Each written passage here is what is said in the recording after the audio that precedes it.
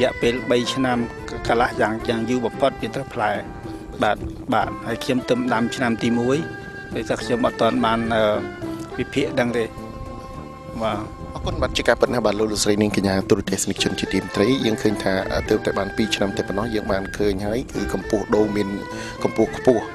ហាក់បីដូចជាផ្ដល់នៅភាពទំនុកចិត្តមួយសម្រាប់បងប្រុសដែលបានបង្កើតនៅរបរដំណាំកសិកម្មជាពិសេសគឺដូងក្រអូបនេះហើយ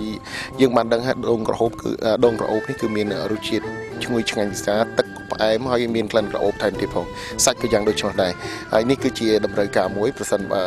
ភាពជោគជ័យនេះបងប្រុសអាចទទួលបាន 100% ទៅលើដំណាំនេះគឺជាការល្អប្រសើរនៅក្នុងផ្ទៃដីរបស់បងនៃការដាំដំណាំដូងនេះរយៈ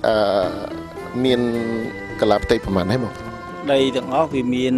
60ហិកតាប៉ុន្តែខ្ញុំចែកជាត្រីខ្លះ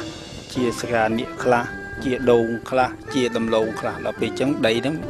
វាគិតទៅដីដែលធ្វើបានប្រហែលខ្ទង់ជា40ហិកតាជាងទេតែក្រៅពីហ្នឹងគឺតំបន់ដីដែលជាប់ជើងភ្នំអញ្ចឹងដីថ្មមិនអាចធ្វើបានបាទអរគុណសម្រាប់ការដាំដូងនេះបងដាំបានប្រមាណដើមដែរនៅក្នុងជំហានដំបូងរបស់បងដែលបានអនុវត្តទៅលើការដាំដំណាំដូងក្រអូបនេះបាទដូងទាំងអស់វាទិញមក3000ដើមនៅពេលយើងជាងការតខ្លះតែនេះទៅយើងវាងាប់ភាគតិចទៅងាប់ទៅយើងតែយើងត្រូវការដីនឹងទៅធ្វើស្អីយើងកាយចោលខ្លះទៅសល់ហើយជា2500ជាងបាទអរគុណបើតែបងប្រុសបានធ្វើការជម្រាបជូនដំណាំដូងគឺបងប្អូនប្រជាពលរដ្ឋកម្ពុជារបស់យើងបានដឹងហើយការដាំយើងឲ្យតែមានដីទួលឬមួយក៏មានសំណើមតាមគេថានីមួយគឺថាអ្នកខ្លះគាត់ដាក់ពាងទឹកឯមអញ្ចឹងទៅដូងល្អរហូតអញ្ចឹងទៅប៉ុន្តែក្នុងរយៈ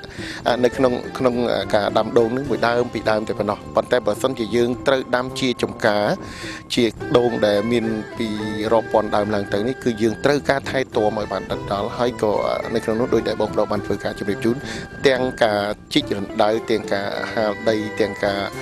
ថែទាំតាំងពីដាំរហូតដល់ការប្រមូលផលនេះគឺថាយើងត្រូវតែមានការយកចិត្តទុកដាក់ដោយតែលោកស្រីនាងកញ្ញាបានឃើញហើយទស្សនវិជ្ជាដែលយើងខ្ញុំមកផ្ដិតយកនៅទីនេះគឺជាដីនៅតាមជើងភ្នំ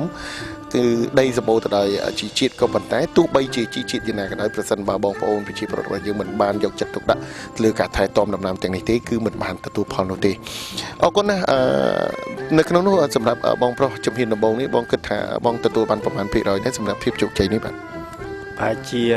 60-70%ដែរក្នុងហ្នឹងដោយសារយើងអត់ទាន់បានជាផលទេប៉ុន្តែយើងមើលអាការដែលថាលូតលាស់របស់វាហ្នឹងប្រហែលជា60-70%តែយើងថាយើងសង្ឃឹមថានឹងបានលទ្ធផលទៅថ្ងៃក្រោយតាមពីព្រោះយើងសល់ទាំងអស់នេះវាសល់ប៉ុណ្ណឹងតែសិតតែវាល្អទាំងអស់វាអត់មានគឺថាវាងាប់មានអីទេបងបាទ